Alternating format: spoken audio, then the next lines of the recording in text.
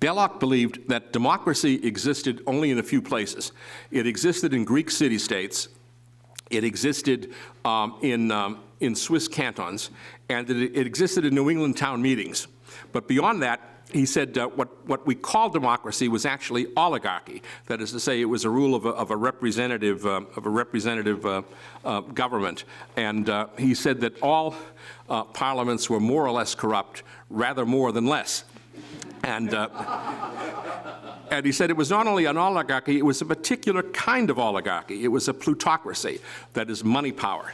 So he actually wrote he wrote 3 histories of England. He wrote this with a guy named Lingard. He wrote this 11-volume history of England.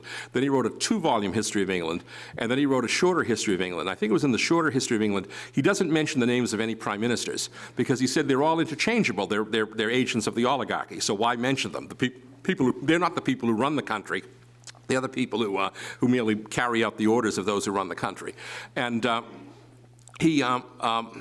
so he believed the later Stuart kings actually were acted for the people. Now, remember one of the great watersheds in English history is the Glorious Revolution of 1688, which we have the English Bill of Rights, which American founding fathers referenced. Belloc called it the Dutch invasion because they brought William of Orange in, this foreigner who became king, and then later they brought in the Hanoverians, the first of whom, George I, couldn't even speak English, and by the way, the interesting thing about the Hanoverian, that dynasty is still with us today. It became the Saxe-Coburg-Gotha, and then it's now the House of Windsor. It was anglicized in 1917 because of the First World War. They thought it was impolitic to have German names.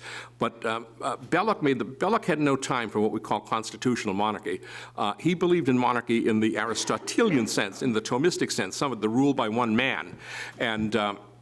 He famously said, after 1688, meaning the overthrow of James II, England has had no king, meaning that the kings are simply functionaries of the oligarchy. And he pointed out that the king in England post-1688 is a ritual figure who personifies the nation.